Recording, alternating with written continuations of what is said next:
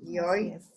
hoy estamos privilegiados porque Nora o la doctora Torregrosa García del Consejo Profesional de Salta la Linda que Enamora nos va a introducir en un mundo maravilloso, dinámico, en extremo complejo, del que nunca descubriremos, creo, todos los secretos, los fundamentos, pero mucho hay para aportar sobre la teoría de la comunicación humana.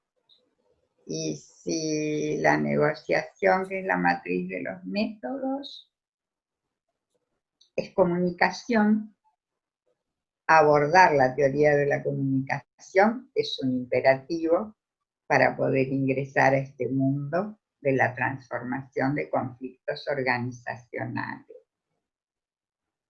Mi querida Nora, amiga, colega, admirada y muy querida, si te parece apropiado, salgo de la imagen, cierro mi micrófono.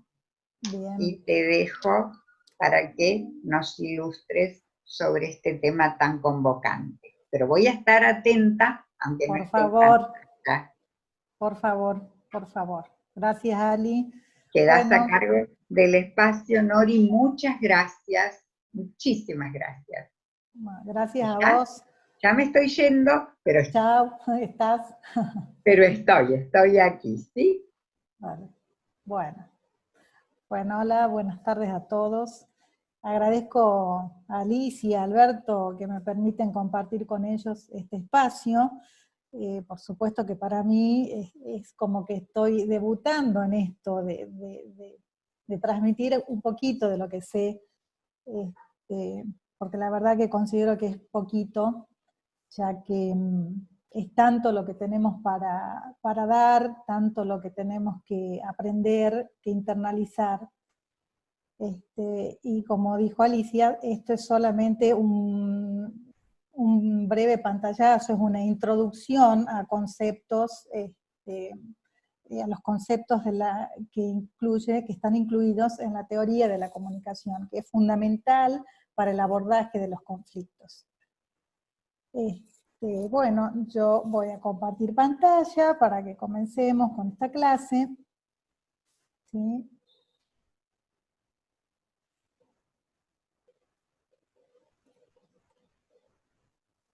Bueno, la comunicación, como ya lo dijimos y lo manifestó Alicia, es un tema central en todo el proceso de la gestión de los conflictos, ya sea que estemos en una negociación, en una mediación, en una facilitación.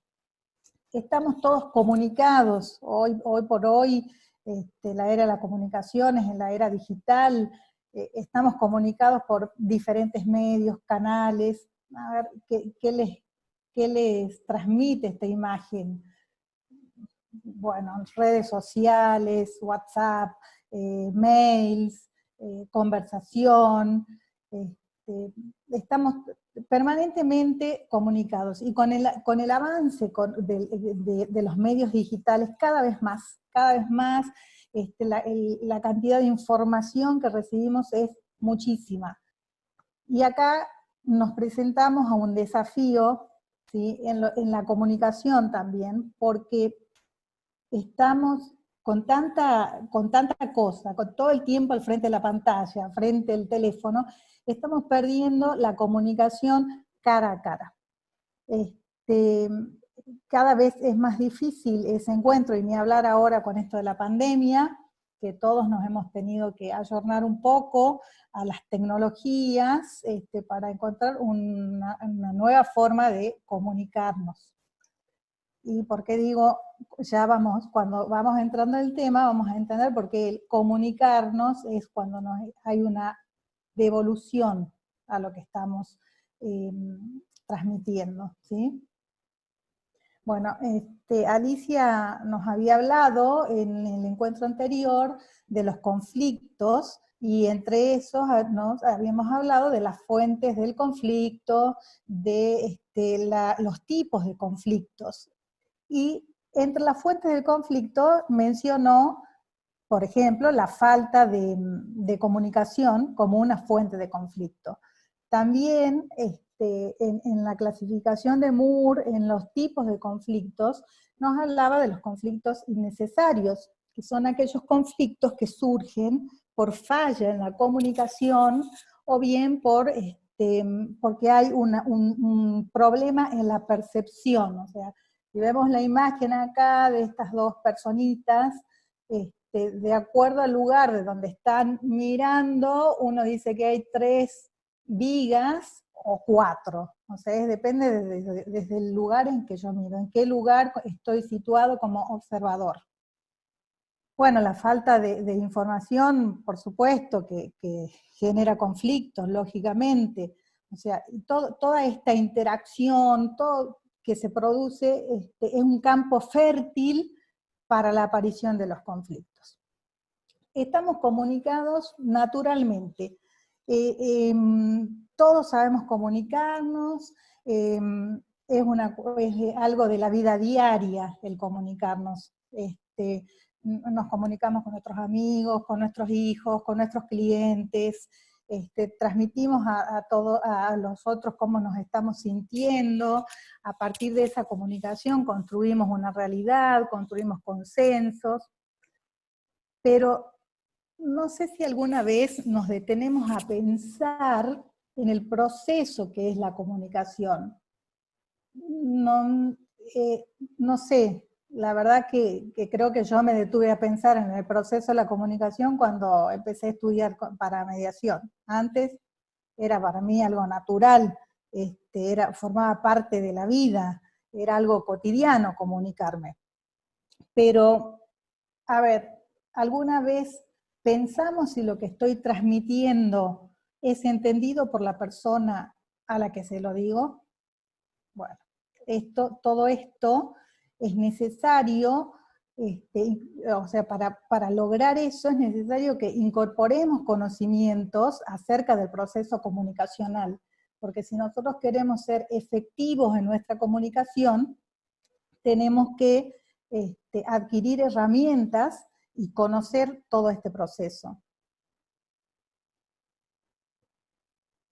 Entonces acá surge una primera pregunta. ¿Qué es la comunicación? Ya estarán pensando ustedes, ¿no? ¿Qué es la comunicación? Qué lástima que no podemos interactuar, pero bueno. La comunicación es un proceso, es un conjunto de acciones en el cual están comprometidos 2 o más seres vivos que se relacionan mutuamente y producto de esa interrelación producen modificaciones. Bien, lo vamos a complejizar un poquito más a esto. Pero, ¿por qué? Porque esta definición que acabo de dar es una definición de comunicación en términos generales. Pero, si aparece el humano, porque yo antes dije que estaban comprometidos al menos 2 seres vivos, y no aclaré quiénes. Bueno, ahora si aparece el ser humano y a su vez incorpora el lenguaje, ahí estamos en la comunicación humana, ¿sí? La cual es más compleja y más completa, de hecho. Estamos los humanos ahí. Si vamos a hablar de la comunicación humana y la incorporación del lenguaje, y nos tenemos que preguntar, ¿qué es el lenguaje? ¿Sí? Si vamos a la definición del diccionario, que dice que es un conjunto de sonidos articulados en el cual el hombre manifiesta lo que siente o piensa. Simple, ¿sí? Pero Humberto Maturana, que Alicia ya lo mencionó en la clase anterior, chileno, un biólogo chileno, lo complejiza un poco más, y él define al lenguaje como un operar en coordinación de acciones consensuales, de coordinación de acciones consensuales. Un poquito complicada, ¿no? Parece difícil, parece complicado, pero no es tanto. A ver, ¿qué es la coordinación de acciones consensuales? Es comunicación, o sea, cuando dos personas están coordinando, una está hablando y la otra está escuchando, ya hay una coordinación de acciones. En este momento que yo estoy hablando, bueno, ustedes me están escuchando y pienso que están entendiendo lo que digo. Acá estamos coordinando acciones. Yo hablo y la otra persona escucha. Y a su vez nos coordinamos para coordinar acciones futuras. A ver, vamos a un ejemplo. Por ejemplo, ahora, hablando con Alicia, ¿sí? Las dos estamos hablando, entonces nosotras en este momento estamos coordinando acciones. Y Alicia, le digo yo, Alicia, ¿qué te parece si nos hablamos a la noche para preparar la clase del próximo encuentro? Yo hablo, Alicia me escucha, hay una coordinación de acciones. Nos estamos coordinando para un futuro encuentro, ¿sí? Nos estamos coordinando para coordinar acciones futuras, preparar la clase que viene. Entonces, cuando hay una coordinación de acciones, ¿sí? Ya hablamos, o ya podemos decir que estamos lenguajeando, que es un término que utiliza Maturana, de el lenguajear. ¿Qué es el lenguajear? Coordinar acciones. ¿Sí? Por ejemplo, otro ejemplo de coordinación de acciones, que yo estoy parada en la esquina, pasa un taxi, levanto la mano, el taxista me mira y entiende lo que le estoy diciendo. Hemos coordinado acciones.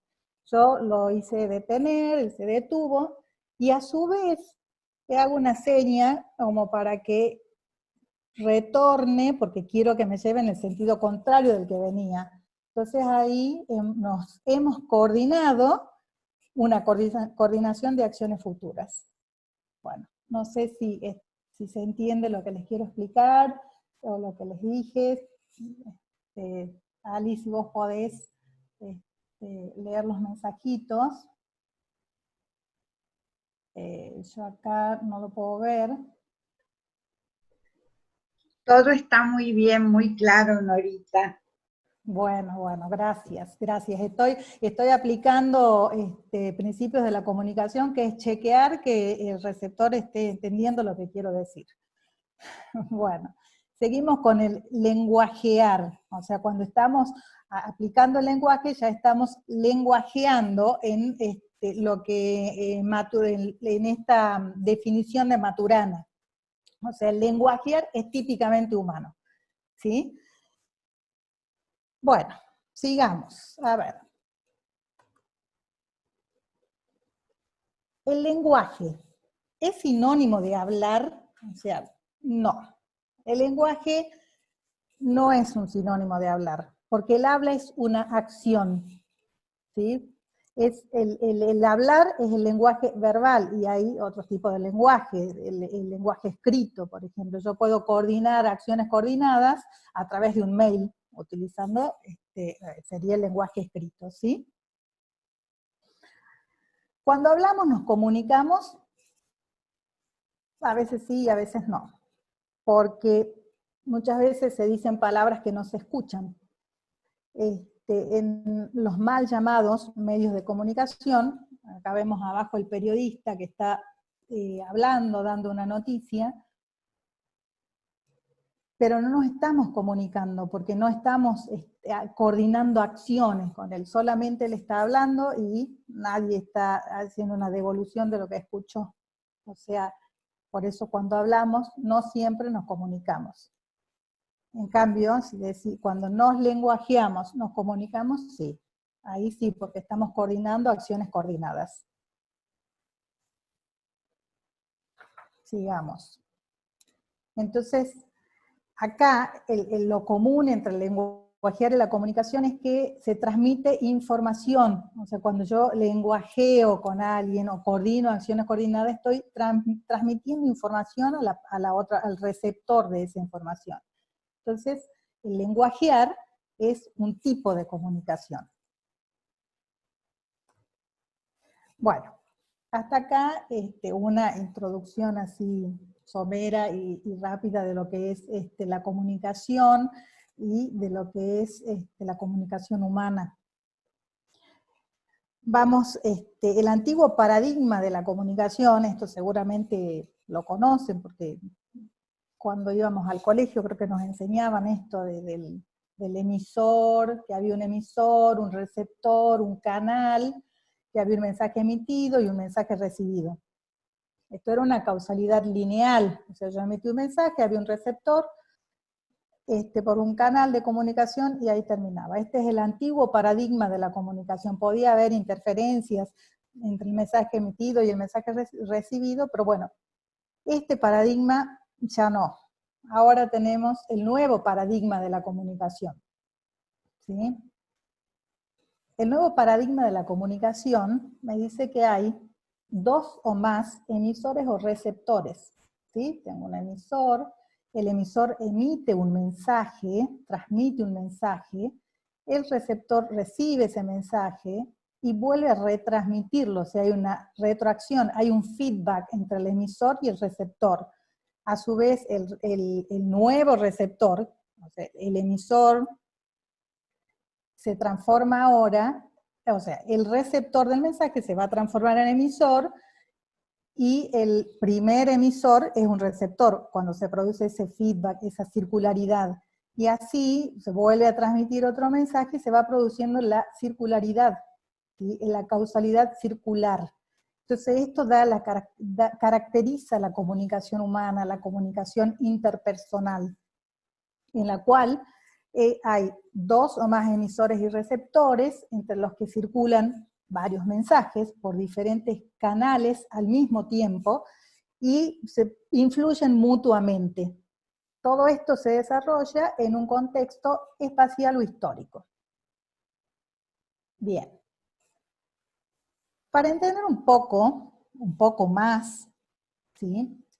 La teoría de la comunicación, y siguiendo a Václavic, de la Escuela de Palo Alto, California, en su teoría de la comunicación humana, se clasifica, sí, podemos clasificar o dividir a la comunicación desde el punto de vista de la semiótica, ¿sí? Que es la teoría de los símbolos y el lenguaje, en la sintáctica de la comunicación humana, que la sintáctica de la comunicación humana lo que hace es hablar o tratar los canales de comunicación, los canales por los cuales circula la información.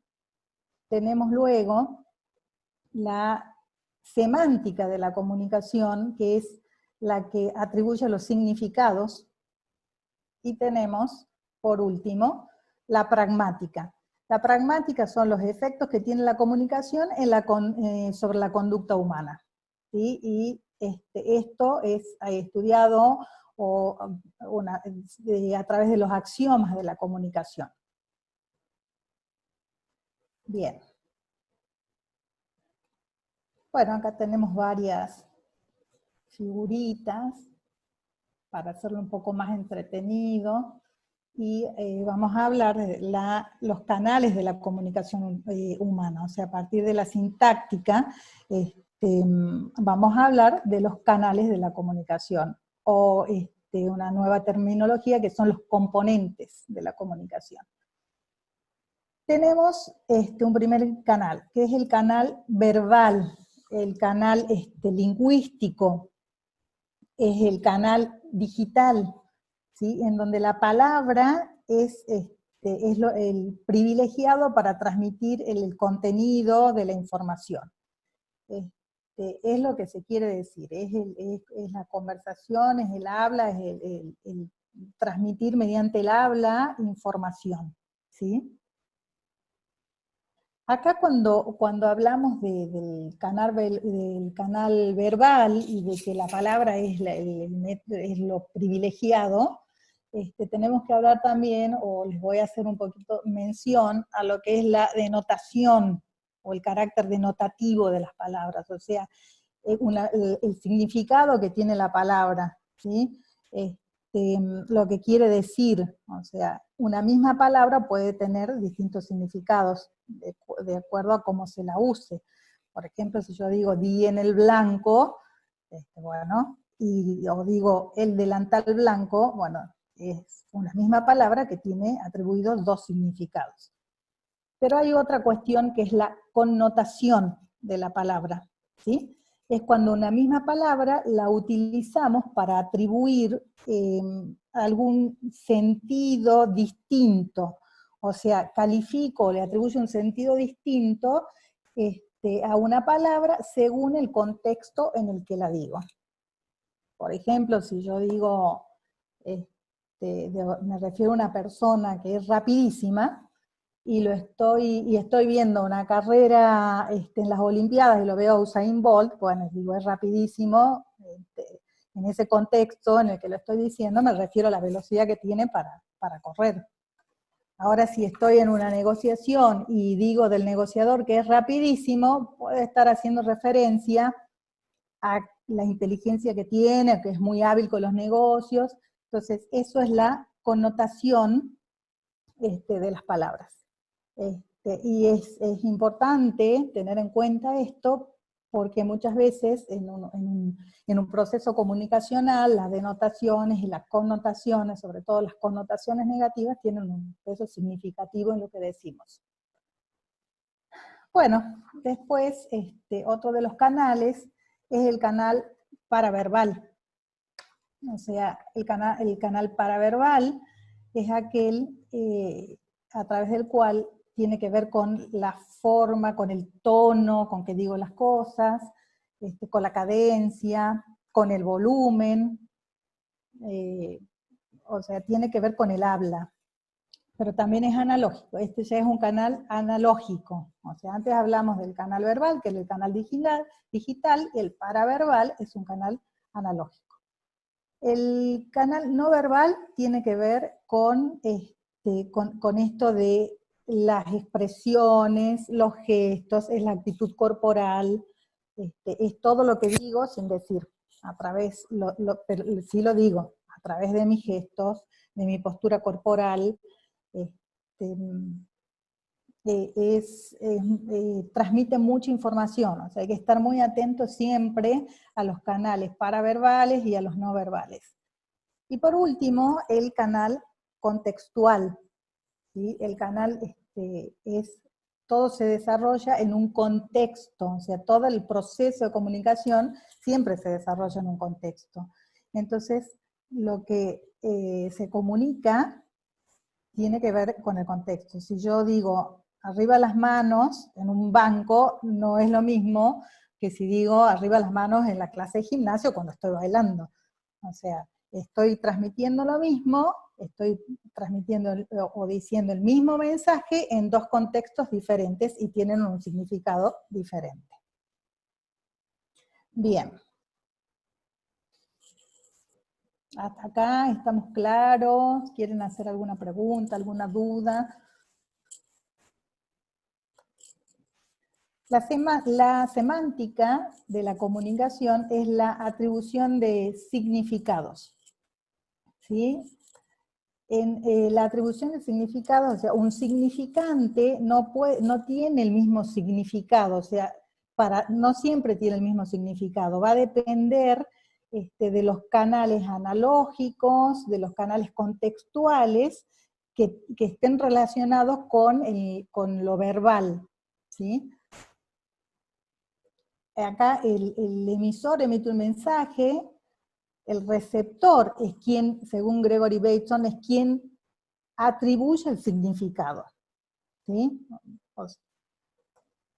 Y si el receptor atribuye el significado y lo va a chequear con quien ha emitido ese mensaje para asegurarse, ¿sí? de si lo que él está entendiendo o significando es lo que el emisor lo quiso decir. Si es así, estamos frente a una comunicación clara. Esto, si vemos acá también se vuelve a dar esto de la recircularización, del feedback ese que se va dando en la comunicación del emisor, que a su vez es receptor, y del receptor que a la vez es emisor. Y acá les pongo una filmina con la que me identifico mucho siempre, en cómo creo que digo las cosas, ¿sí? Y cómo creen que digo las cosas, o sea, porque el que yo tal vez creo que estoy diciendo bien, y el que pone significado a lo que yo digo es quien recibe mi mensaje, o sea, que está Barney muy dulce, y resulta que el mensaje llega como si soy un dinosaurio, un tiranosaurio Rex que quiere comer a alguien. Así que bueno, ojo con eso de que el receptor es quien atribuye el significado. Y a propósito de eso, por ejemplo, siempre lo digo, y en las mesas de mediación a veces sale este tema y lo digo, los mensajitos de WhatsApp. El que recibe el mensaje es el que le atribuye el significado, le pone el tono, y por ahí un hola, si el que recibe el mensaje está enojado, está en un mal momento, lo va a leer enojado. Y se generan conflictos. Entonces, no hay que ponerle a los mensajitos de WhatsApp tono, nada. Mejor es chequear con quien ha emitido el mensaje ante la duda. Si nos enojamos por lo que nos están diciendo, primero pensemos si no somos nosotros los que estamos poniendo un significado de ese mensaje. Esto lo digo porque muchos conflictos, muchas discusiones en las mesas de mediación, sobre todo las mediaciones familiares, porque me contestó tal cosa, porque me dijo tal cosa, todo por mensaje de WhatsApp. Entonces, ojo con los mensajes. Bueno, he dejado un poquito de lado, o no hablé mucho de lo que es la pragmática de la comunicación, que bueno, es la forma en que la comunicación influye sobre las conductas humanas, ¿sí? Entonces acá Václavic enuncia los axiomas de la comunicación humana, que son 5, y son muy importantes porque están presentes en todos los procesos comunicacionales. No hay ningún proceso comunicacional en que no se den los axiomas de la comunicación humana. El primer axioma de la comunicación humana es el que nos dice que no es posible no comunicarse.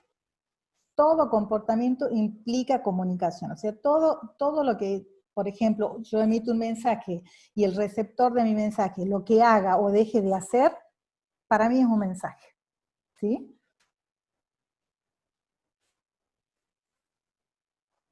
Y acá tenemos varias imágenes, como para ilustrar un poquito esto.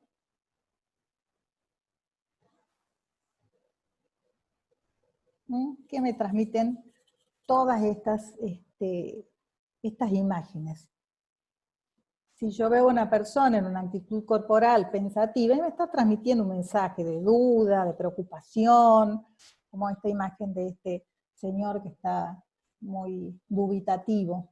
Después tenemos una parejita a la que le está entregando una flor, capaz que no le dice nada, pero la actitud o el entregar la flor ya está transmitiéndole un mensaje, que está enamorado, que la quiere. Acá abajo tenemos una imagen muy metafórica o gráfica de una persona con una bolsa en la cabeza. A ver qué piensan ustedes que esta persona estará queriendo transmitir. Me estoy escondiendo, no quiero que me vean, quiero evadirme. Bueno, ni hablemos del señor Barnes de Los Simpsons. O sea, esa cara también me dice algo. Las parejas que están de espaldas también están transmitiendo un mensaje, aunque no están hablando, ¿sí? No quiero saber nada de vos, no quiero hablar con vos, y bueno, ya en el medio, un mediador, alguien que está tratando ahí, me parece, de acercar las posiciones. Ahorita están Sí, respondiendo los colegas que se sí, quiere evadir, que no quiere bien, responder. En ese bien, sentido van las intervenciones de los y las bien, colegas. bien. Entonces se está comunicando de alguna forma, ¿sí? Bien. Y dejo para el último, volviendo a WhatsApp, porque esto es algo que está tan entre nosotros hoy, el no mensaje, ¿sí? Acá tenemos el tilde de que escribí el mensaje fue recibido por la otra persona, y el doble tilde azul y no me contestan el mensaje. Bueno, ese no mensaje también es un mensaje, y que puede significar muchas cosas, obviamente. Que la persona lo leyó, y bueno, no me quiere contestar. Bueno, yo tendré que darle significado a por qué no me quiere contestar, o porque no tendrá tiempo, vaya a saber, pero los no mensajes también son mensajes, ¿sí? Entonces, como vemos, siempre, cualquiera sea la conducta que tengamos, estamos transmitiendo informaciones. Es comunicación, o sea, el no hablar es comunicación. Es como dicen, aún cuando uno está callado, está transmitiendo un mensaje. Segundo axioma. Toda comunicación tiene un aspecto de contenido y un aspecto relacional, tal que el segundo clasifica el primero. ¿Sí? Parece complicado, pero no es tanto. ¿A qué hora es?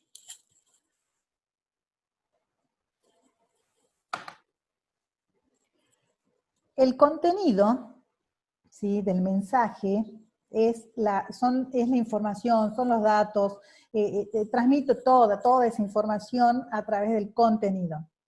Es el qué del mensaje.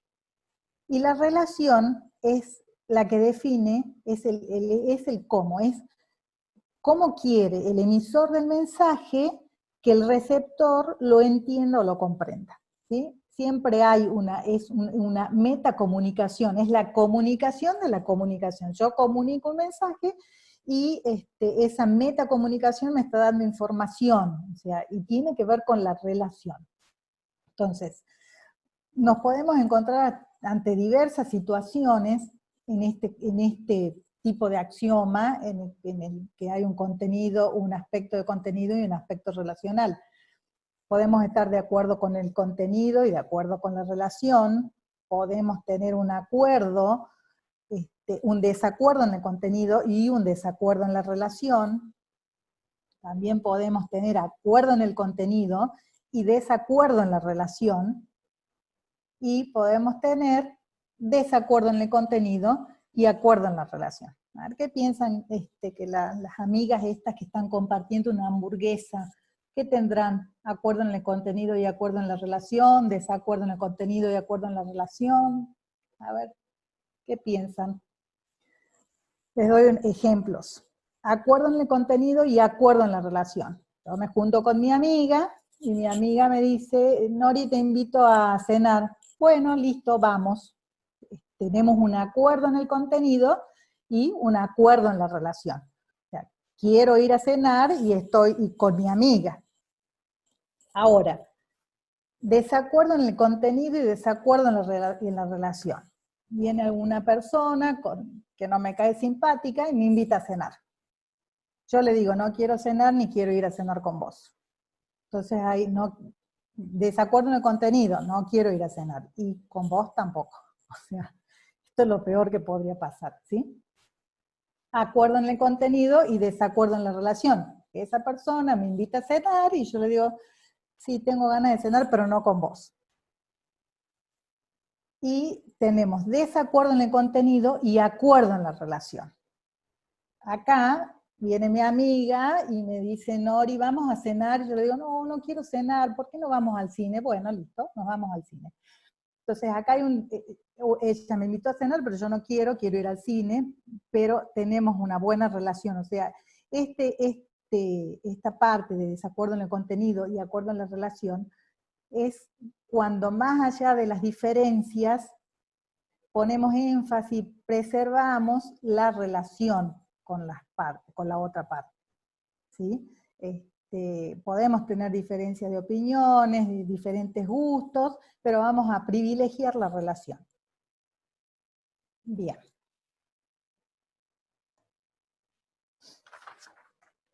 El tercer axioma. La naturaleza de una relación depende de la puntuación de la secuencia de la comunicación entre los comunicantes. También parece un trabalenguas, parece difícil, pero no lo es tanto. O sea, la puntuación es el relato a partir del cual empezamos a justificarnos cuando a justificarnos o a dar, a ver, por ejemplo, en un conflicto, cuando las partes hacen la puntuación del inicio del conflicto. ¿Sí? A ver, con un ejemplo, para que lo entiendan. Yo me fui, teníamos una reunión y me voy. Entonces la persona con la que tenía reunión me llama y me dice, ¿por qué me fui? Entonces yo, ¿qué contesto? Me fui porque vos llegaste tarde.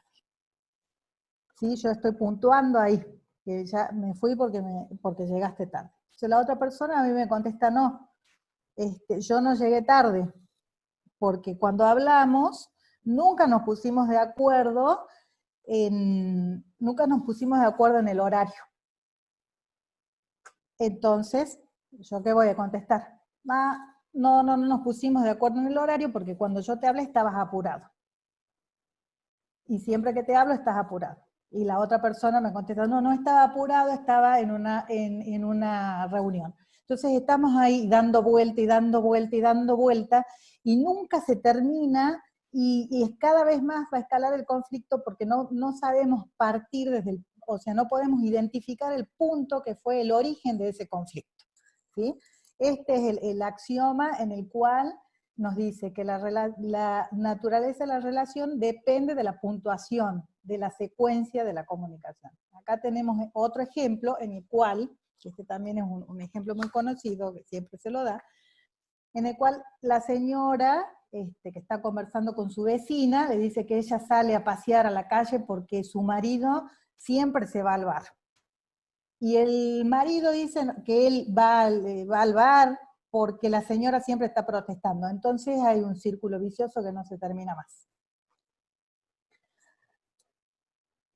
Vamos al cuarto axioma, que esto tiene que ver un poco con lo que ya vimos anteriormente de la sintáctica de la comunicación, en lo cual los seres humanos se comunican tanto digital como analógicamente. ¿Sí? ¿Se acuerdan que hace un ratito estuve hablando acerca de los distintos canales o componentes de la comunicación? Y hablamos de la comunicación digital, que es la que incorpora al canal verbal, ¿sí?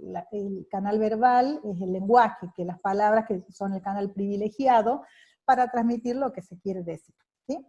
Y la comunicación analógica son los canales no verbales y paraverbales que se utilizan para metacomunicarse. O sea, tienen que ver con la forma en que me expreso, con el tono, ya se los expliqué, con como mi expresión corporal, mis gestos.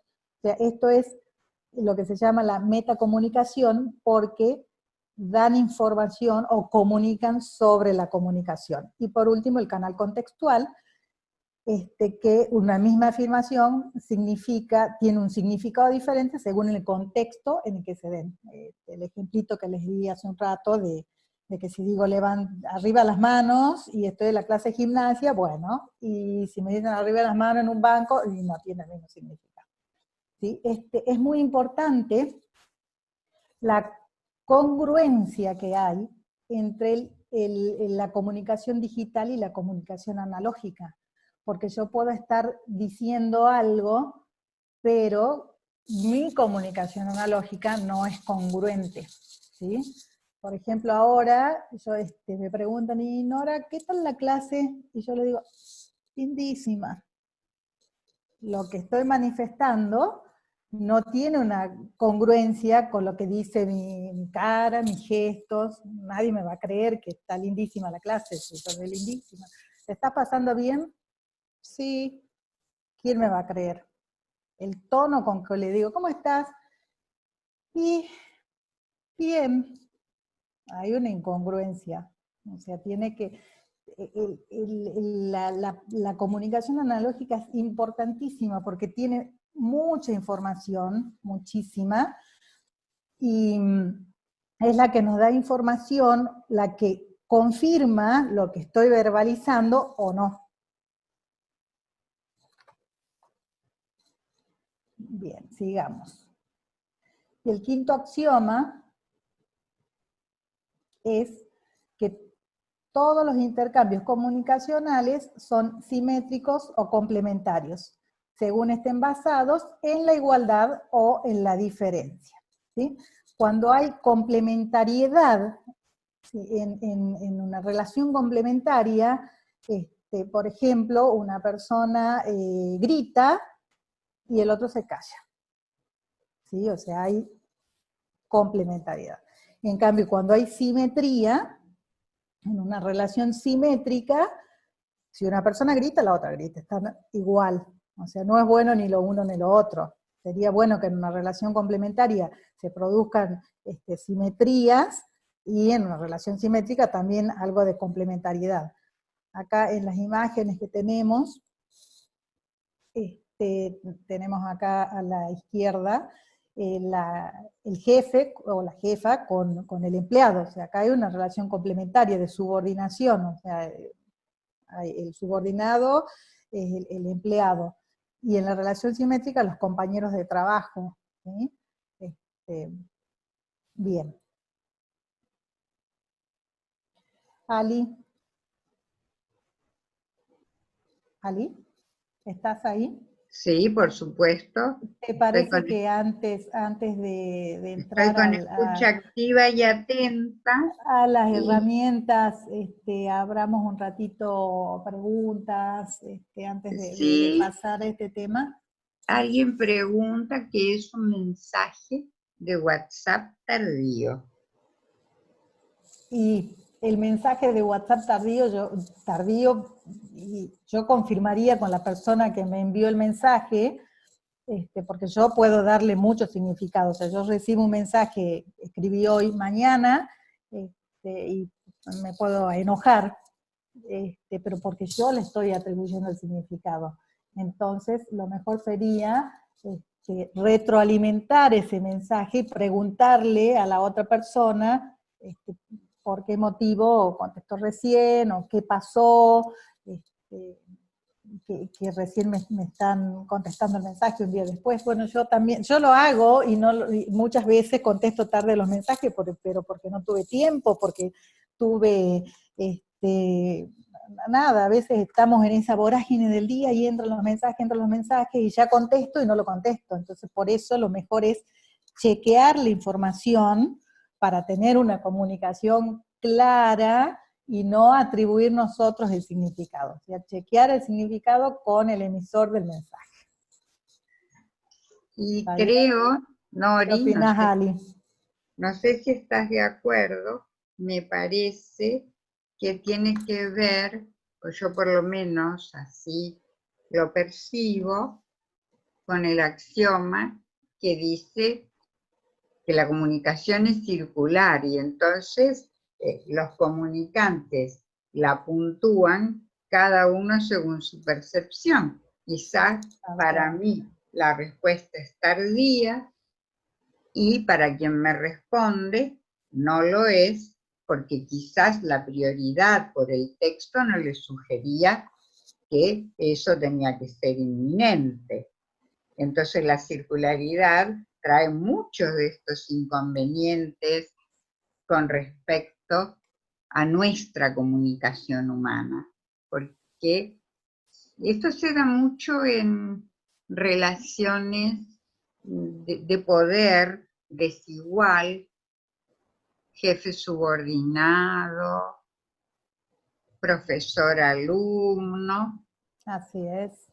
Porque a veces te pasa en no sé, un tribunal de tesis, que uno tiene que pedir que la persona reformule el trabajo que está presentando ante el tribunal, y la persona te cuenta todo su desempeño profesional, todos sus éxitos previos, y no puede enfocar en el ajuste, la reformulación que debe hacer al trabajo que se está evaluando.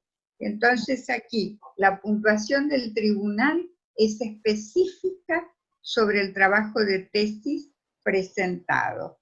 Y el del presentador, el del autor, tiene que ver con su historia como estudiante universitario. En mi opinión, tiene que ver con ese axioma de la comunicación y creo que es reiterativo y frecuente en nuestros vínculos.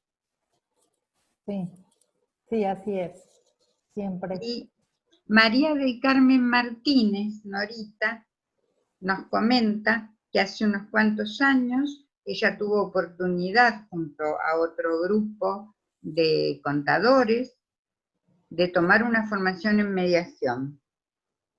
Y nos afirma que sin lugar a dudas fue para ella una herramienta fundamental para el desempeño de nuestra profesión de origen, sobre todo en lo que tiene que ver con la conducción de las relaciones interpersonales, y aclara tanto en el aspecto personal como en lo relativo a la actividad profesional. Y creo que se inspira María del Carmen en afirmar esto en función de la explicación tan clara que vos nos estás dando acerca de los axiomas de la comunicación humana que enunció Václavic y sus seguidores, ¿no? Desde el campo de la psiquiatría.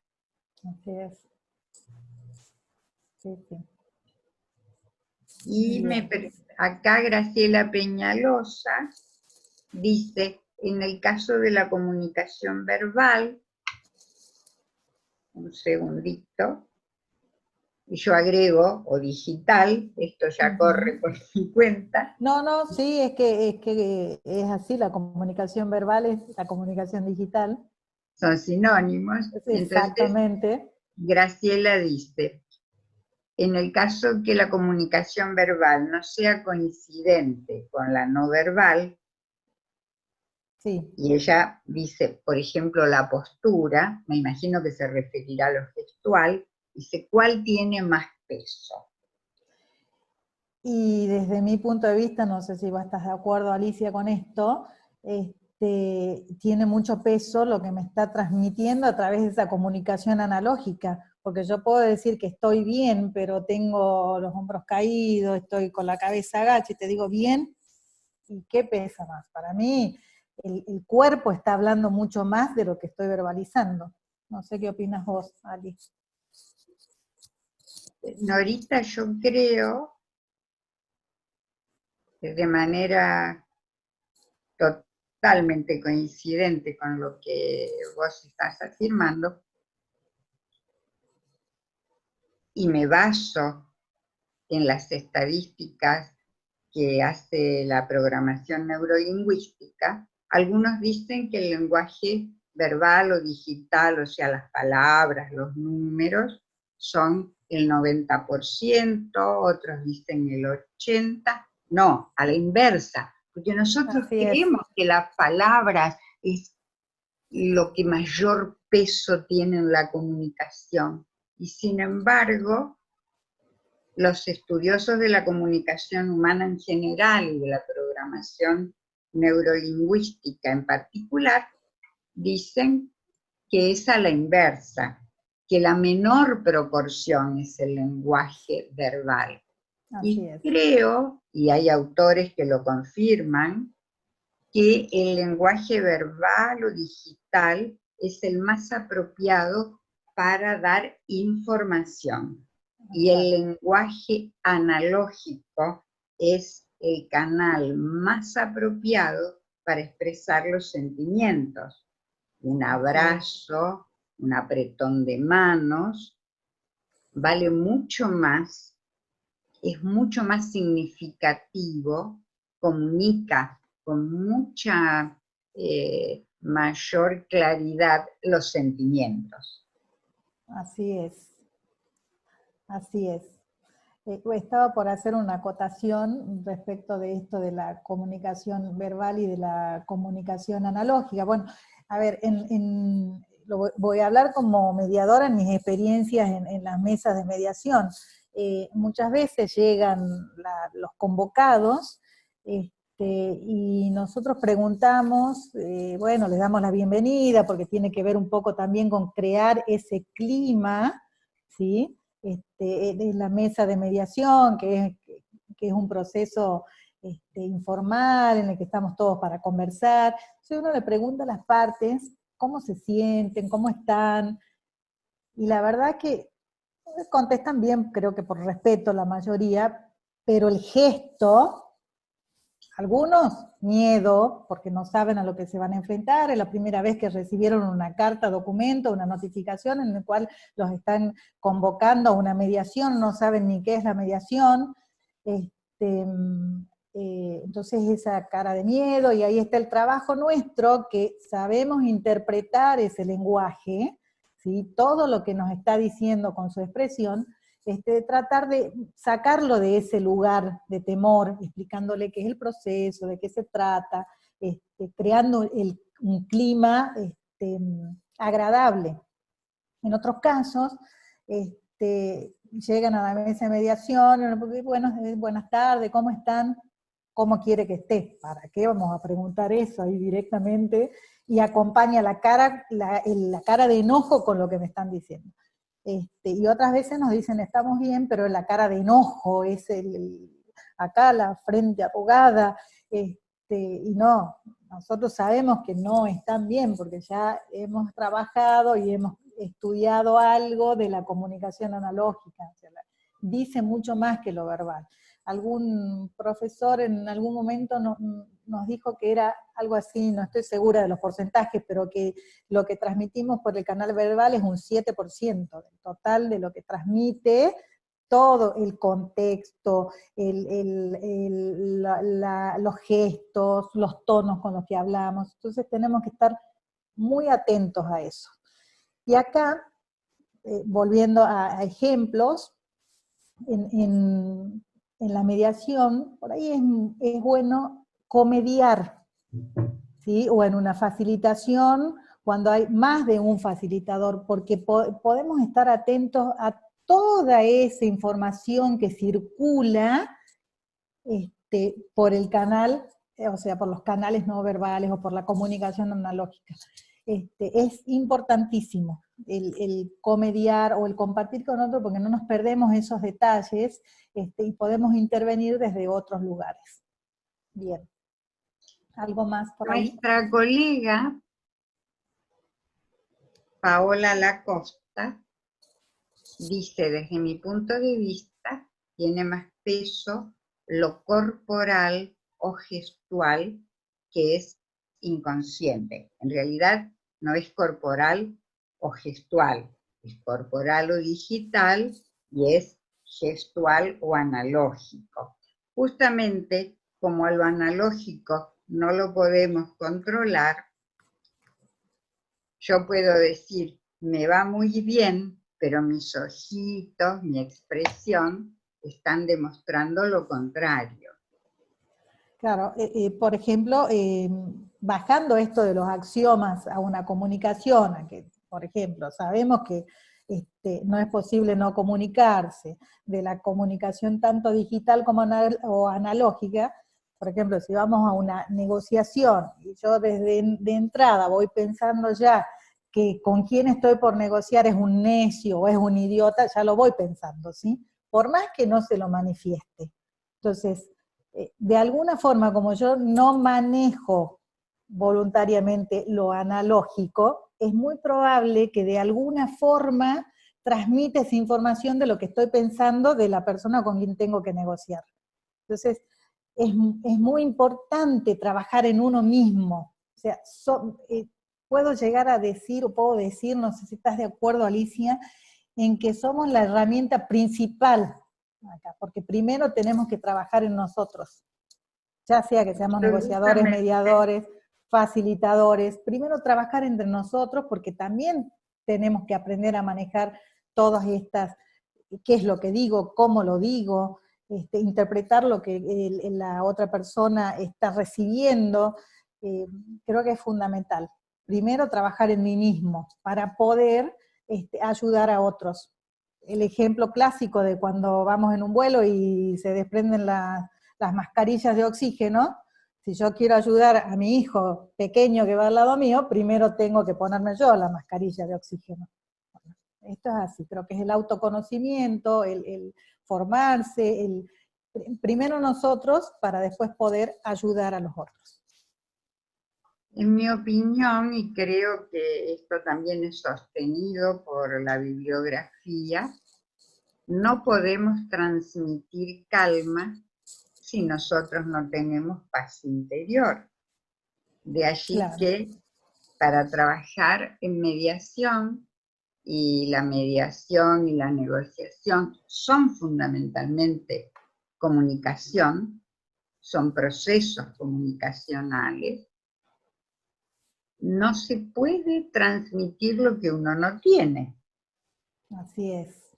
Yo no puedo Así ponerme es. el ropaje de mi encuentro equilibrado si no lo estoy, porque no es un vestido, esa es una actitud y una aptitud, es tanto con C como con P, con lo cual ejercer la práctica profesional de negociación y mediación requiere primero, como vos bien decías, estar centrados en nosotros mismos.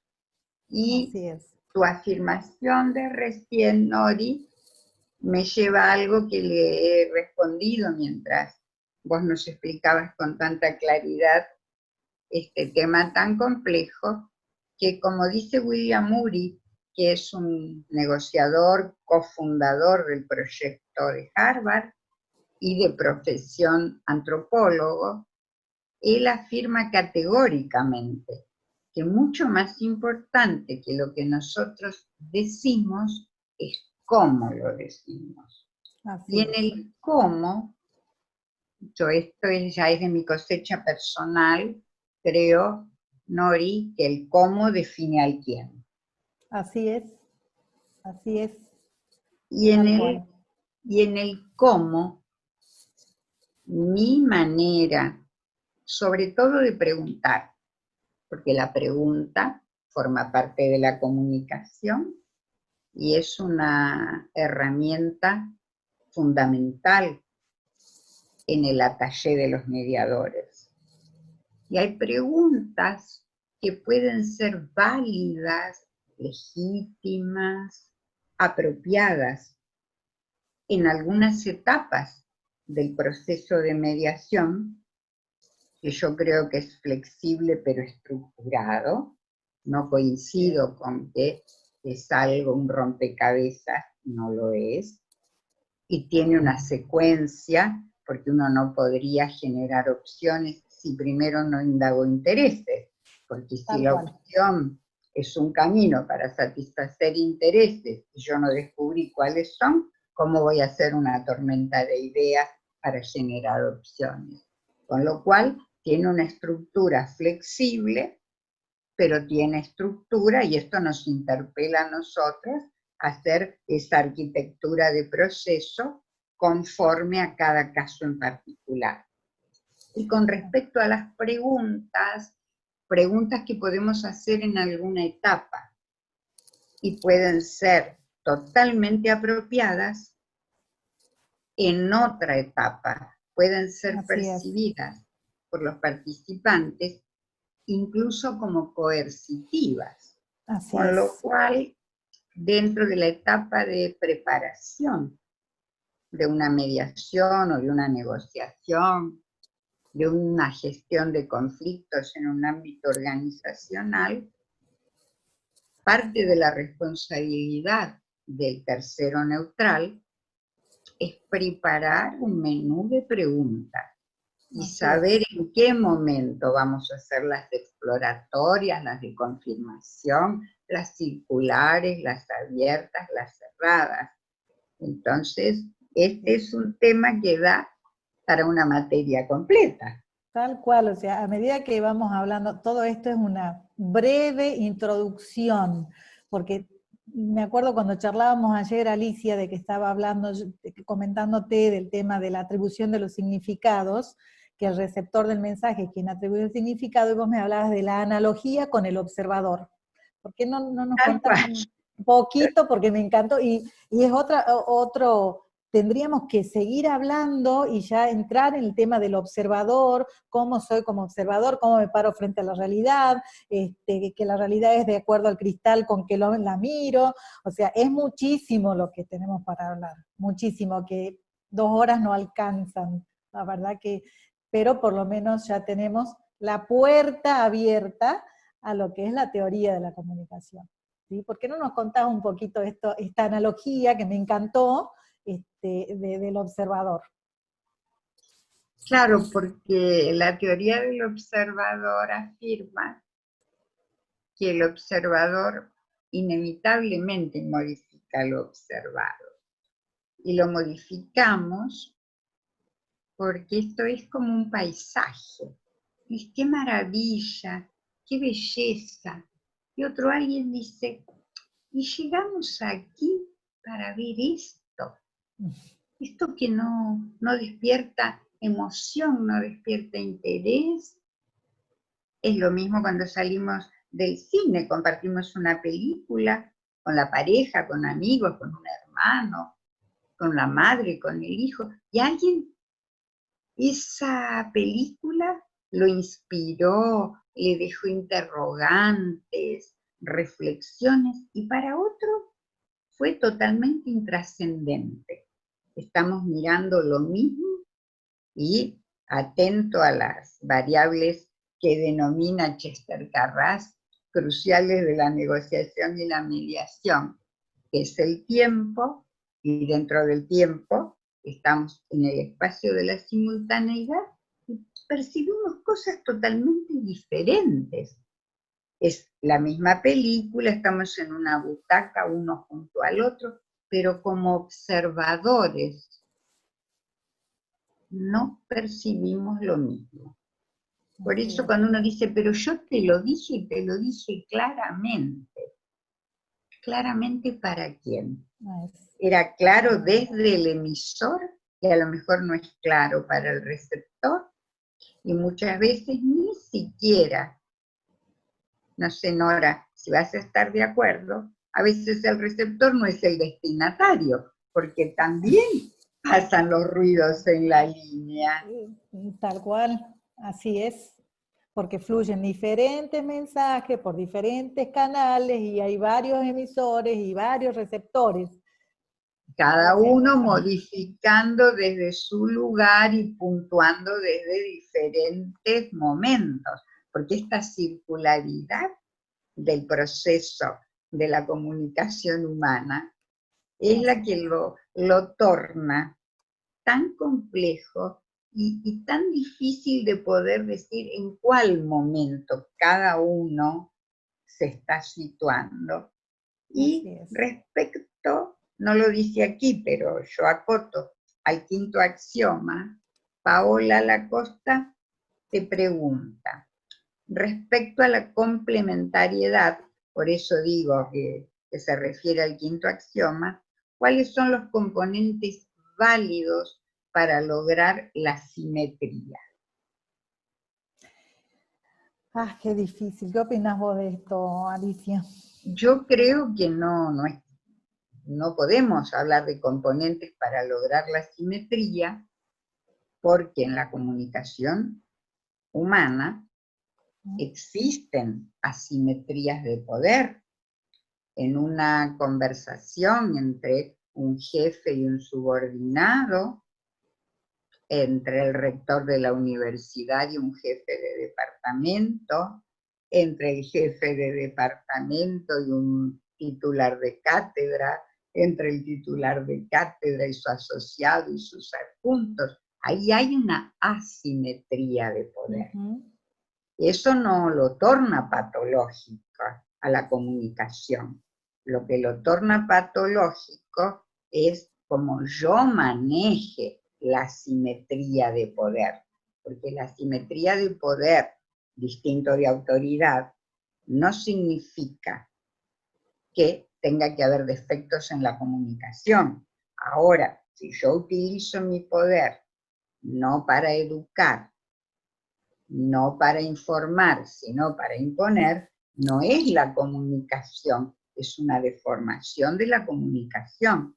Y en el caso del quinto axioma, cuando hay asimetría de poder, cuando uno ordena y el otro es sumiso, cuando uno grita y el otro calla, sí se producen situaciones absolutamente patológicas. Y esto Václavic, que viene de la psiquiatría, da ejemplos muy claros en su obra, que es la teoría de la comunicación humana, que incluso algunos colegas nos preguntan cómo obtener la bibliografía Ya lo vamos a hacer obligatoria. obligatoria. En realidad nosotros titulamos, tanto Nora y Alberto, pusimos obligatorio en el sentido, aquí no hay ninguna obligación, sino como insoslayable, la que nosotros pensamos que es la bibliografía fundante, la básica, y hemos consignado editorial, año, país, como para quien tuviera interés poder buscarla en bibliotecas, o quienes la quisieran adquirir, que tuvieran todos los datos para así hacer. Así es. Bien, ¿cómo estamos con el tiempo? 7 menos 10. No sé si hay algunas preguntas para que después ya en la segunda parte abordamos lo que son las herramientas comunicacionales.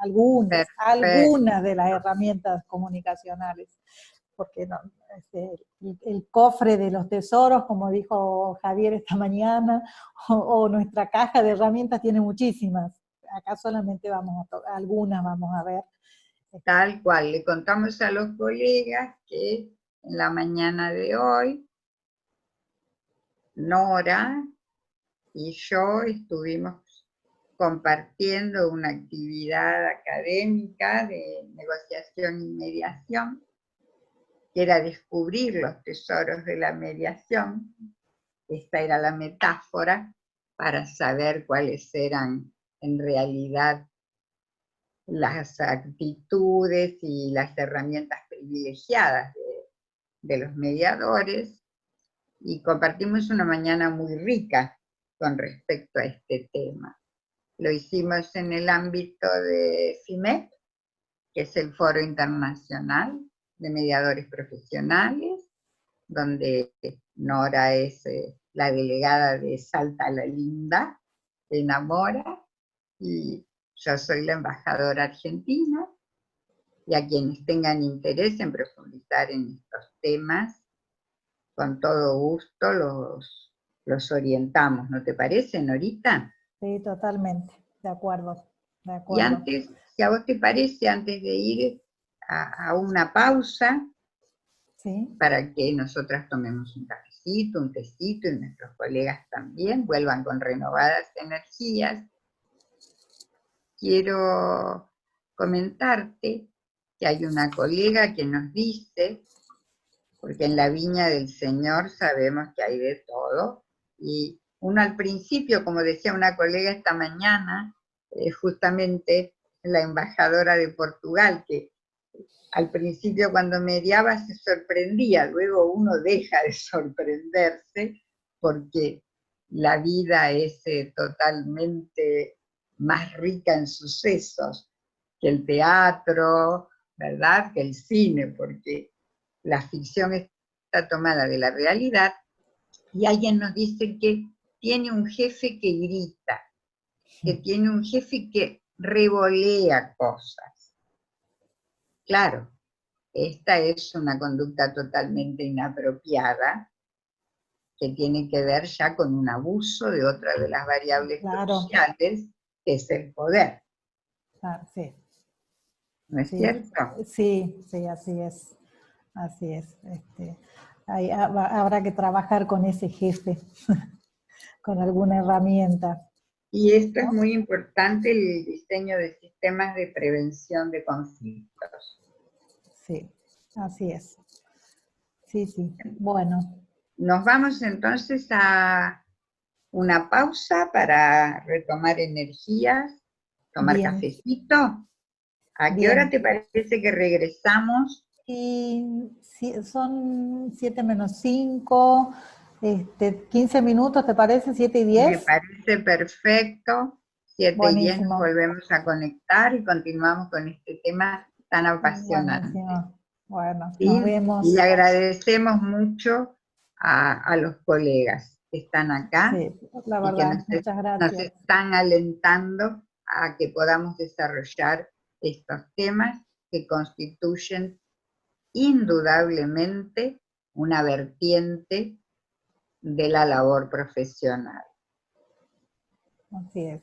Bueno, nos encontramos Nos entonces encontramos. en 15 Gracias. minutos. Nos vemos Gracias. después del cafecito en un cuarto de hora. No nos dejen solos, por favor, que esa es una escena muy temida. Los esperamos No con nos todo abandonen. y toda la expectativa. Nos vemos. Nos vemos. Bueno, seguimos. Bueno, compartir pantalla. Ahora vamos a entrar a la parte de las herramientas comunicacionales, algunas de las herramientas, porque son muchísimas, y esto nos daría bueno, no sé, muchas horas más de charla, porque la verdad que esto lo estoy tomando como una charla, como contarles de qué se trata esto, más que una clase. No quiero arrogarme esa posición de dar una clase. Para mí esto es una charla, contarles conceptos básicos, como les dije antes, abrir la puerta para que entren a este mundo de la gestión de los conflictos que es muy linda, que es muy interesante, y que nos aporta mucho también a nosotros como seres humanos, ¿sí? ¿No? Yo soy una convencida que después de haberme formado en mediación, he tenido otra visión, otra mirada de la vida, ¿no? Así que los invito a que si esto es un tema que les interesa, ahonden, porque es muy apasionante, es un cambio total el que se produce en uno cuando inicia este camino. Bueno, voy a dejar no voy a seguir con la nostalgia, y seguimos con la presentación. Entonces, ya habíamos hablado, lo último que hablamos son los axiomas de la comunicación y habíamos dicho que están presentes en todos los procesos comunicacionales. A ver qué pasa acá, que esto no avanza. Ahí está. Están presentes en todos los procesos comunicacionales, como les había contado también, bajándolo un poco a la realidad en una negociación, en el cual yo pensaba que el negociador con quien yo iba a negociar era un necio, por más que no lo diga, voy a transmitir ese mensaje en algún momento por algún lado, entonces lo mejor es prepararme para lograr tener una comunicación efectiva, para lograr acuerdos, para poder encontrar tal vez una solución a ese conflicto, pero primero tengo que trabajar en mí, eso ya lo hablamos, somos la principal herramienta nosotros mismos, ¿sí? Bueno, las herramientas comunicacionales hay muchísimas, ¿sí? Muchísimas, o sea, cada uno, y además para cada situación podemos aplicar distintas herramientas en distintos momentos, pero bueno, por el escaso tiempo que tenemos y que no podemos ahondar en todo lo que hay, les voy a contar un poco digamos, de las más básicas o de las principales, y después de eso se deriva mucho más. Entonces, las herramientas que permiten el diálogo, permiten la apertura al diálogo, permiten que tengamos una comunicación efectiva, una comunicación productiva, ¿sí? Podemos, manejando estas herramientas, logramos que fluya la comunicación entre las partes entre las partes que están en el conflicto, ¿sí? Se las voy a enunciar, por ejemplo, la escucha activa, los mensajes yo, ¿sí? Las preguntas. Las preguntas es una de las herramientas fundamentales, porque nunca hay que suponer o presuponer, tenemos que preguntar, el parafraseo, comunicación asertiva, hay muchas más, el reconocimiento, la legitimación, empowerment, bueno, muchísimas. No nos va a dar el tiempo para hablar de todo, pero sepan que no es lo único, ¿sí? Bueno, vamos entonces con la escucha activa. A ver, ¿han pensado por qué tenemos 2 oídos y una boca? Yo creo que eso es porque tenemos que escuchar más y hablar menos, ¿sí? Porque estamos acostumbrados a que cuando hablamos con otra persona, ya no estamos hablando, y más si estamos en un conflicto, obviamente, ya estamos pensando qué le vamos a contestar, y todavía ni terminó de hablar la otra persona y ya, pum, largamos una respuesta, o juzgamos, no, tu idea no es buena, y la persona ni terminó de expresarse, pero es común que hagamos esto, ¿sí? Yo diría que todos. ¿A quién no le dijeron alguna vez, con vos no se puede hablar? Bueno, a mí muchas veces. Después que hice mi curso de mediación y aprendí lo que es la escucha activa, menos cantidad de veces, pero por ahí me las dicen todavía. Espero que a partir de ahora ustedes, si a algunos les dicen que con ustedes no se puede hablar, después que ejerciten la escucha activa, ya no se lo vuelvan a decir, porque la verdad que no es lindo, y cuando uno se da cuenta que tiene razón, porque no dejábamos que terminen la idea, porque ya antes que nos terminen de decir ya los habíamos juzgado, ya nos habíamos defendido, ya todo, y la otra persona capaz que no había terminado de decirnos lo que pensaba o lo que sentía. Entonces, ¿qué es la escucha activa? La escucha activa es la capacidad de oír y entenderlo al otro, oírlo, prestarle atención, es abrirse a lo que el otro dice, abrirse para conocerlo. Eso es la escucha activa, es estar presente cuando el otro nos está diciendo algo, ¿sí? Es ese encuentro con el otro, o sea, es estar, es permitir que emerja un silencio para escuchar lo que la otra persona nos tiene que decir, para comprenderlo, ¿sí? Entonces, ¿cuándo aplico la escucha activa? Bueno, yo creo que siempre, a partir de ahora, siempre. Porque, como les digo, o sea, ejercitar la escucha activa, o sea, adquirir la habilidad de escucha activa es importantísimo, y no es que, bueno, hoy yo les cuento de qué se trata la escucha activa y ya salen de acá sabiendo, no, es una habilidad, es ejercitarla permanentemente, es darnos cuenta cuando no estamos escuchando, volver a centrarnos en nosotros y darle ese lugar a ese otro que está frente a nosotros, ¿sí? Sobre todo cuando hay situaciones emocionales, cuando la comunicación es difícil, y muchas veces es porque no estamos escuchando o porque no nos están escuchando. Entonces está bueno que apliquemos esta herramienta. Cuando no nos entendemos, o sea, porque habla uno arriba del otro y se tapan y no dejan terminar las frases, bueno, en ese momento está bueno parar y ejercitar la escucha activa, ¿sí? Muchas veces estamos y damos vuelta en una conversación, damos vuelta sobre el mismo tema y damos vuelta y no avanzamos y seguimos ahí, y también es porque no estamos escuchando. Entonces, el no escuchar afecta mucho la relación. Entonces, ¿cómo es esto de la escucha activa? ¿Cómo ejercito la escucha activa? ¿Cómo la pongo en práctica? Lo primero es callar la voz interna. O sea, todos tenemos un enanito adentro que cuando el otro está hablando, nos está diciendo algo, como les dije antes, ya estamos pensando qué le vamos a contestar, o lo estamos calificando, o lo estamos juzgando. Esa es tiqui, tiqui, tiqui todo el tiempo acá adentro. Bueno, eso primero hay que callarlo, el enanito es el diablito, un diablito bueno y un diablito malo que tenemos y que nos dice una cosa acá y otra cosa acá. Bueno, chau, nos despojamos de eso, callamos esa voz interna.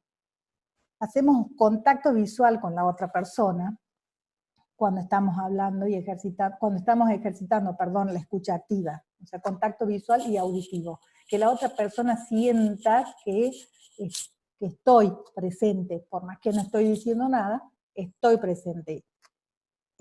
Porque, a ver, ¿qué les parece si estamos hablando y yo estoy hablando y estoy mirando por el costado, así, sí, no? ¿Qué mensaje estoy transmitiendo? Que no me interesa lo que me están diciendo, que no estoy prestando atención, o sea, entonces eso no, el contacto visual es muy importante. La actitud corporal, ¿sí? Yo me siento y estoy con mi cuerpo, le estoy diciendo al otro, acá estoy presente, te estoy escuchando, estoy con vos, ¿sí? Abrite, contame lo que te pasa, porque a través de esto yo voy a poder conocer lo que a la otra persona le está pasando, ¿sí? Porque a veces estoy tirada en la silla así, y me están hablando, y también le estoy diciendo, no me interesa lo que estás, ese es el mensaje analógico que estoy transmitiendo, por más que esté callada, pero si estoy tirada en la silla, o mirando para el costado, o mirando al piso, estoy transmitiendo otro mensaje, ¿sí? Yo, si tengo alguna duda de lo que esa persona me está manifestando, le voy a preguntar, ¿sí? Porque es la mejor forma también de demostrarle que estoy prestando atención a lo que me está diciendo, ¿sí? Tengo que escucharlo sin interrumpir, vuelvo a lo mismo, o sea, no dejar que termine la idea y no pisar sus palabras, porque si no, no estoy ejercitando muy bien la escucha, ¿sí? Parafrasearlo, o sea, ¿qué es parafrasear? Que parafraseo también es una herramienta comunicacional, ¿sí? Cuando yo parafraseo, le devuelvo a la otra persona lo que me dijo, para confirmar si yo entendí lo que me quiso decir. Es probable que la otra persona me diga, no, no es así, entonces, bueno, me volverá a contar, y así trataré de entenderlo, de conocerlo un poco más, de conocer qué es lo que le pasa, ¿sí? Y escuchar reflexivamente. Escuchar reflexivamente es prestar atención a toda la corporalidad, a todo ese mensaje analógico que está por ahí dando vuelta, porque eso me va a permitir saber cómo se está sintiendo esa persona. O sea, escuchar reflexivamente tiene que ver con los sentimientos, con las emociones de la otra persona. ¿Y qué produce, ¿sí? en una interacción ejercitar la escucha activa? O sea, hay un cambio de actitud porque la otra persona que antes no se sentía escuchada, tal vez no se sentía valorizada, desde este momento es como que siente que tiene otro lugar, ¿sí? También, cuando yo escucho activamente, obtengo información, hay una mejora en la relación, y rompe ese círculo vicioso de mutuas acusaciones. O sea, es como que, como les decía antes, estamos discutiendo y discutimos y discutimos y discutimos, pero nunca nos detenemos a escuchar por qué estamos discutiendo, ¿sí? Entonces es importantísimo ejercitarla la escucha activa. Y como digo acá, que la escucha activa es el proceso comunicacional de la empatía. Habrán escuchado hablar de empatía, un término que está, que se usa mucho, que es distinto a ser simpático. La empatía y la simpatía no es lo mismo, obviamente. La empatía es la capacidad que tengo de ponerme en el lugar del otro, de conocer los sentimientos del otro, las vivencias del otro, o sea, más que conocer, es captar ese estado emocional que tiene, las vivencias, pero de una forma objetiva. O sea, yo tengo la capacidad de ponerme, tal vez no involucro mis sentimientos con los sentimientos del otro, pero soy empático, puedo ponerme en su lugar. Es común que digan ponerse los zapatos del otro. Bueno, esto es la empatía. Entonces está muy vinculado la escucha activa con la empatía, ¿sí? Otra de las herramientas comunicacionales, perdón, eh, ¿fue clara alguna pregunta respecto de esto de la escucha activa? Ali, ¿vamos bien? Todo está muy claro y nos comenta una colega en alusión a lo que vos estás tratando ahora, que cuando ella conversa con su jefe o les pone algún tema, el jefe solo mira la computadora. No está ejercitando la escucha activa el jefe. De Capaz ninguna que manera. puede estar escuchando, pero no activamente. No Y activamente. todos los colegas te dicen que todo está muy claro y te agradecen justamente por esto, Nori. Bueno, muchas gracias, muchas gracias. Bueno, los mensajes yo y los mensajes tú también son herramientas. El mensaje tú no, es el mensaje yo la herramienta comunicacional, o sea, porque el mensaje yo lo expreso en primera persona, o sea, atribuyo el propio significado de mis intereses, de mis emociones, de mis sentimientos, de mis necesidades en primera persona, o sea, ¿qué me pasa a mí? Y no evalúo la conducta de los demás. O sea, yo, porque vos estás, porque vos me dijiste, no, el mensaje yo lo hablo desde mi lugar, en primera persona, ¿sí? Me permiten escuchar al otro, promueven disposición al cambio, o sea, cuando yo cambio la forma de comunicarme hacia un mensaje de este tipo, y se produce un cambio en la otra persona, porque dejo de agredir, dejo de calificar la conducta, ¿sí? Y yo cuando emito un mensaje yo expreso mis sentimientos y mis necesidades con firmeza y sin agresividad. Y esto tiene un poco que ver también con la comunicación asertiva, ¿sí? En cambio el mensaje tú, ¿sí? Es tú me hiciste. Yo le imputo a la otra persona mis propias conductas.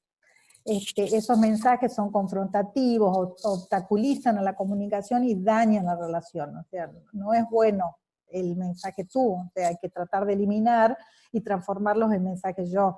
O sea, porque, a ver, les doy un ejemplo, este, porque vos me gritaste esta mañana y tal vez la otra persona no gritó, ¿sí? Entonces, lo bueno es decir, yo me sentí mal por la forma en que vos me hablaste.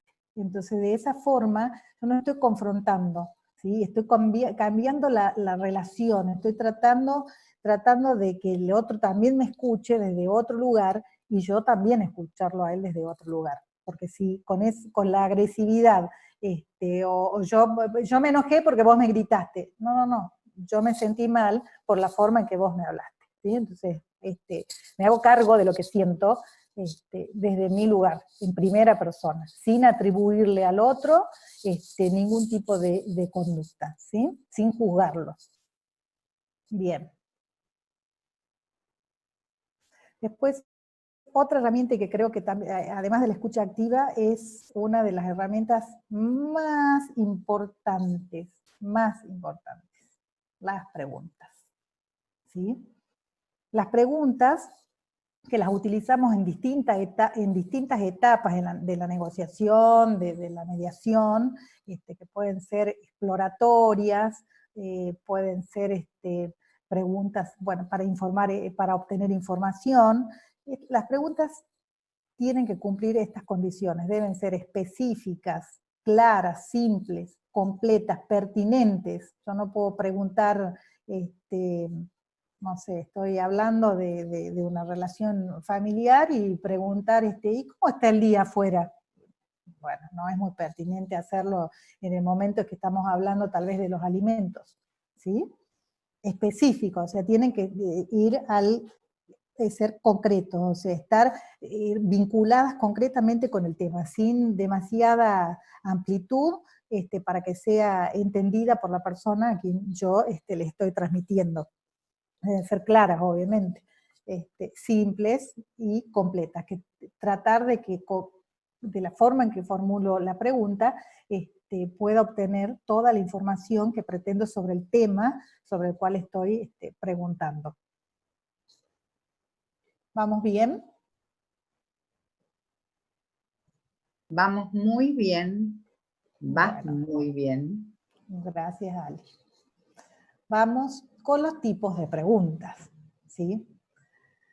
Acá traje esta clasificación, que son las preguntas abiertas, las preguntas cerradas, reflexivas y circulares. O sea, ¿cuándo utilizo una pregunta abierta? Cuando quiero obtener información, ¿sí? Al contrario, una pregunta cerrada, porque a ver, los chicos generalmente, los adolescentes o los jóvenes, mis hijos ya no son adolescentes, pero igual uno les pregunta, ¿cómo te fue? Bien. ¿Cómo estás? Bien. ¿Trajiste pan? Sí.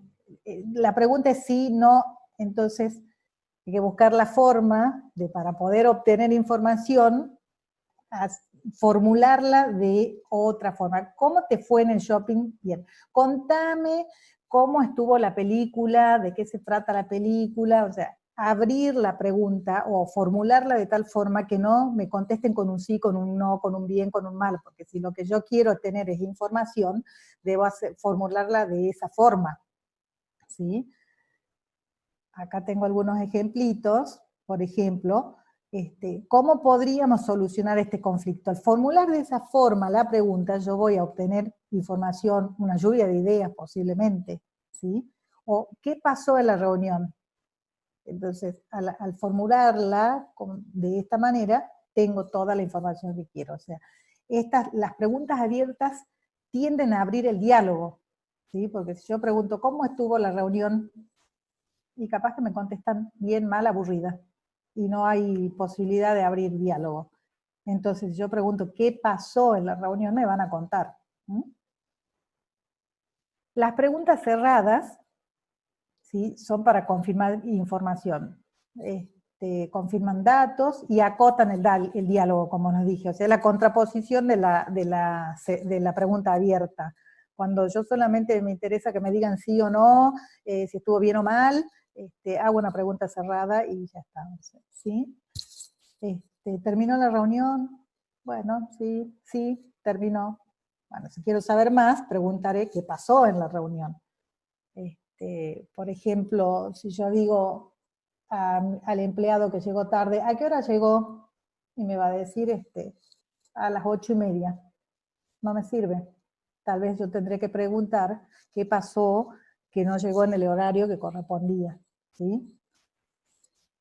Las preguntas reflexivas son aquellas que nos hacen explorar nuevas oportunidades, permiten que haya un cambio en la percepción de las cosas, provocan diferencias, nos hacen repensar lo que ya dijimos, ¿sí? Entonces movilizamos a la persona a que vea el problema o el conflicto desde otro lugar, ¿sí? Entonces, imaginemos qué pasaría si en vez a ver, no se me ocurre ahora en este momento, bueno, si alguno me ayuda con un ejemplo estaría buenísimo. O piensan ustedes que la propuesta hará que cambien las cosas en la oficina. Nos hace cambiar la percepción de las cosas, una pregunta reflexiva.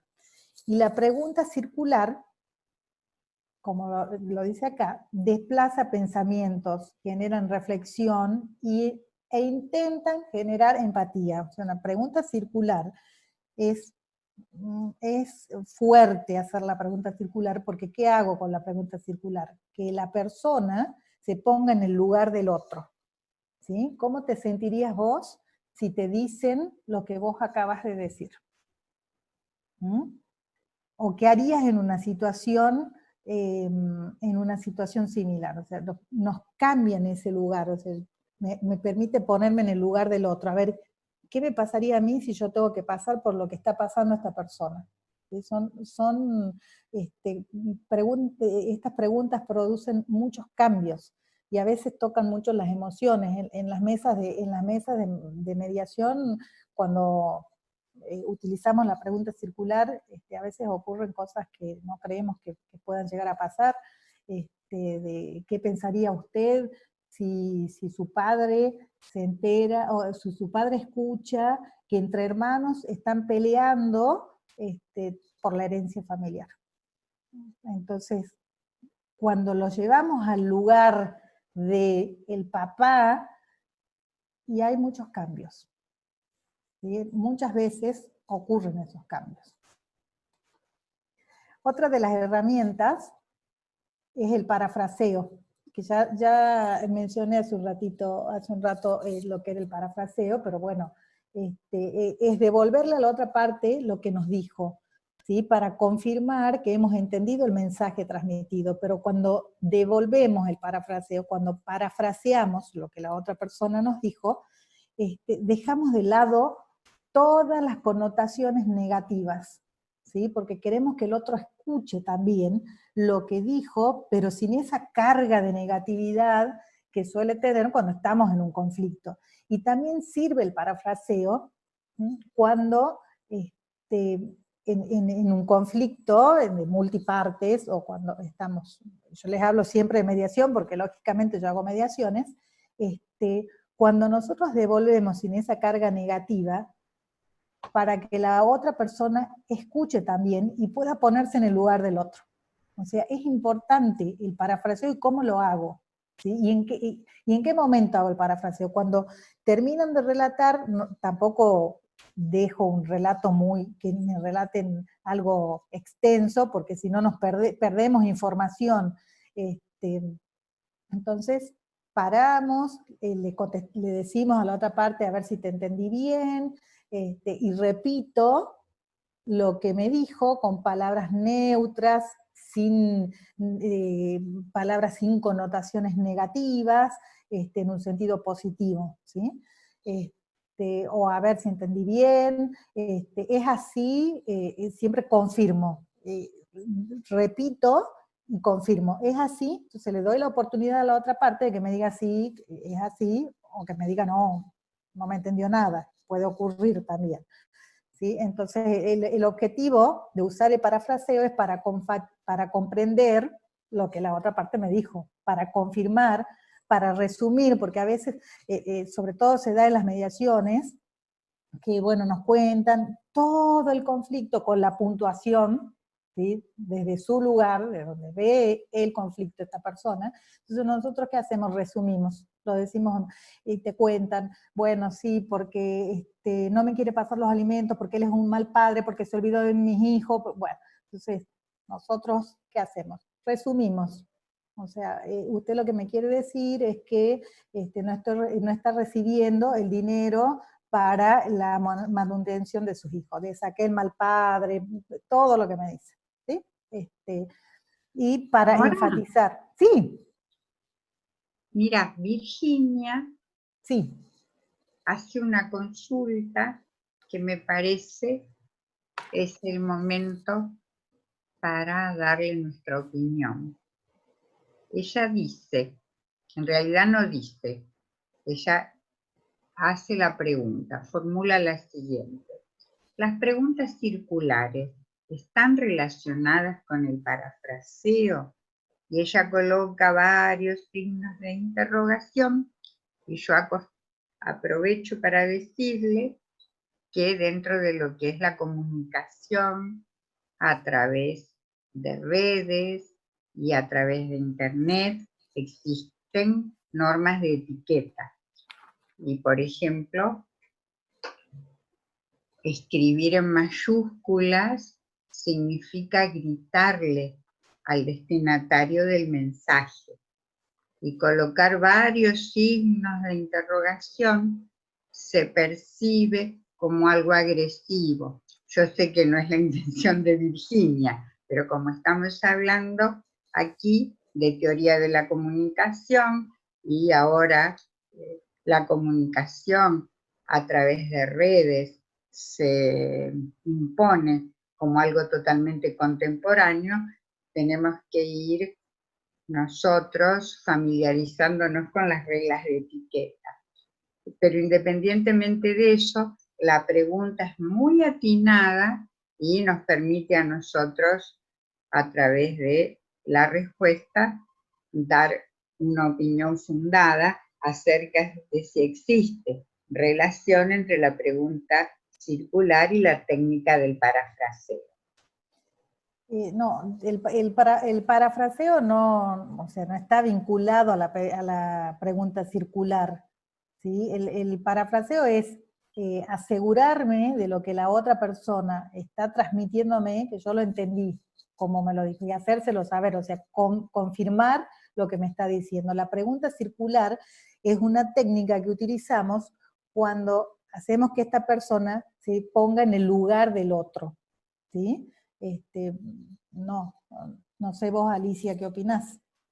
No, el parafraseo es una técnica donde nosotros intentamos, sin alterar el contenido de lo que los participantes dicen, ni su significado, lo ponemos en otras palabras, con sinónimos, neutralizando aquellas frases que sean agresivas, que descalifiquen, que resulten no positivas. Así Y es. nuestro parafraseo no tiene que ver ni con pregunta circular, ni de reflexión, tiene que ver con recrear con nuestras propias palabras y también con nuestro lenguaje analógico, que da mucha cuenta del significado que le ponemos a lo que estamos parafraseando. Pero son dos técnicas totalmente diferentes. Y Nori, Ricardo Romero dice, pregunta reflexiva. Imaginemos si fueran 3 gerentes que tienen que firmar en forma conjunta. ¿Cómo quieren ustedes que pongamos en el estatuto? ¿Qué pasaría si alguno de ustedes 3 tuviera que irse un mes a Europa? ¿Pararíamos la empresa? Muy bien, muy bien. Entonces, él pregunta si esto es correcto, si esto está bien. Sí, porque tal vez, a ver, imaginando o suponiendo que tal vez en el estatuto estamos por poner que los 3 gerentes actuarán en forma conjunta. Y entonces, ¿cómo los hago reflexionar para cambiar esa situación de que qué pasa si alguno se va? Bueno, al hacer la pregunta reflexiva, ¿qué pasa si alguno viaja a Europa? Y probablemente caen en cuenta de que no está bueno que sea la condición de que actúen conjuntamente, y cambiamos el contrato y ponemos que sea conjunta o indistinta. Esta es mi opinión o cómo yo veo. ¿Qué opinas vos, Alicia? Perfecto, yo quizás, pero esto tiene que ver con la experiencia y con los estilos, porque como yo contestaba en alguna otra pregunta, que ahora te voy a leer, Norita, Sí. y como decía hoy Javier, muchos los negociadores y mediadores respondemos depende. Nuestro trabajo es tan complejo y requiere de tanta plasticidad que tenemos que analizar en cada caso, porque quizás respuestas que damos en una organización heterárquica no es lo mismo que la que tendríamos que dar en una organización de tipo jerárquica. De allí que nuestro trabajo tenga que ser tan meticuloso, tan vinculado a las características de los participantes o a la estructura organizacional, el clima organizacional, la cultura o la identidad organizacional. Y también Ricardo nos cuenta que cuando él interviene en discusiones entre socios, suele hablar, y entre comillas, de nuestra empresa, nuestros también, entre comillas, clientes, nuestro, nuevamente comillas, problema, pensando que con eso, dice Ricardo, mis clientes van a sentir que formo parte del problema a solucionar. ¿Te parece correcto lo que hago o puede ser contraproducente? Nori, yo le puse que dependía, como recién te decía, Y Claro. esta es mi opinión. En el caso que nosotros ejercemos como negociadores o mediadores en nuestro rol, decir que formamos parte del problema no es nuestro lugar, porque el lugar del negociador, del mediador, y yo entiendo del consultor, es ser el puente, es ser el facilitador, pero nosotros nunca formamos parte del problema.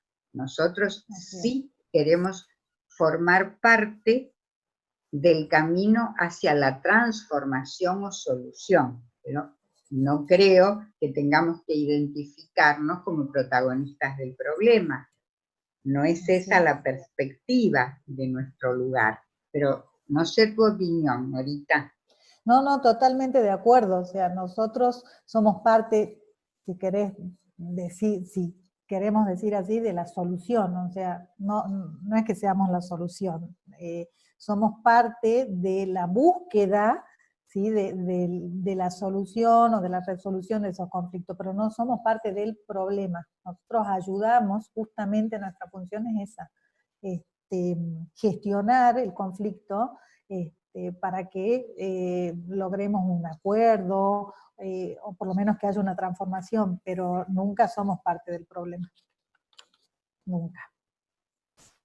Así No, que, por bueno, eso mira, hablamos sí, que decime. nosotros en realidad intentamos restablecer la comunicación cuando tiene baches o intentamos mejorarla, intentamos, basados en el conocimiento de las axiomas que vos nos enunciabas en la primera parte de esta tarde que compartimos, hacer que la comunicación sea efectiva, sea asertiva, o en el lenguaje harvariano, de doble vía. Nunca nosotros podemos decir que somos parte del problema, porque nosotros lo que somos es facilitadores de la comunicación entre quienes perciben que tienen un problema, porque incluso a veces pueden ni siquiera haber problemas. Así es. Pero es válida la pregunta porque nos permite definir el rol del tercero neutral. Y cuando somos consultores, nosotros quizás podamos ser negociadores de parte entre la organización que nos contrata y otra, pero nunca somos parte del problema. Sí creo que somos formados como negociadores o mediadores para intentar echar luz y que ellos puedan encontrar una solución. Tampoco somos nosotros los que proponemos la solución, si estamos en el rol de mediadores. Los mediadores podemos sugerir caminos, formular estas preguntas que despierten la curiosidad, que los lleven a interpelar sus propias posiciones iniciales, pero de ninguna manera podríamos formular una solución conforme a nuestros parámetros o nuestros criterios. Así es. Correcto, comparto totalmente con vos. Ali, son 19:52. ¿Tenemos hasta las 8? Yo creo que podemos ir cerrando. Nora, vos nos darás un pincelazo, un matiz, porque el resto del chat, como te puedo leer, hablan de que te agradecen, dicen que tu explicación es muy clara, nos hablan de, mira, también nos dicen por acá, una colega, yo por no interrumpirte le respondí que se retiraba pero estaba muy conforme, como hacía para saber el resto, y yo me permito informarle que a partir del próximo viernes ya va a estar disponible en YouTube el video.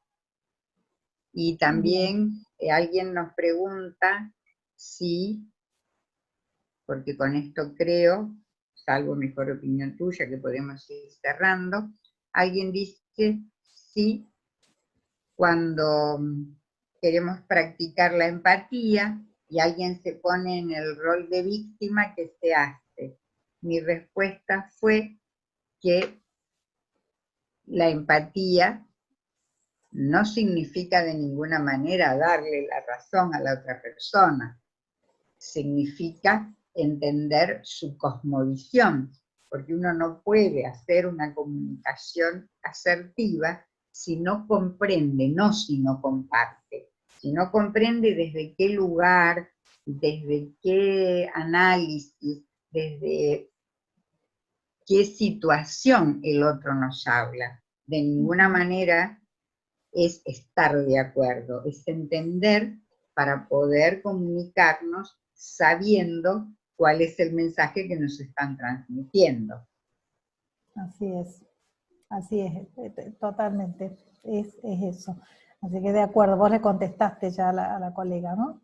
Sí, vos estabas hablando y me pareció que no, perfecto. yo le respondía a esto, te dejaba que avanzaras. Y me parece que hasta el origen etimológico de empatía lo explica, porque proviene del vocablo eufulum, que quiere decir sentir con, es sentir con el otro, no es sentir como el otro, no es estar de acuerdo con, pero es poder experimentar lo que el otro siente. Y cuando somos empáticos, cuando hay empatía, hay algo de compasión, pero desde el lugar de acompasar al otro, ¿sí? Acompaño al otro, me pongo en ese lugar. Así que sí, de acuerdo.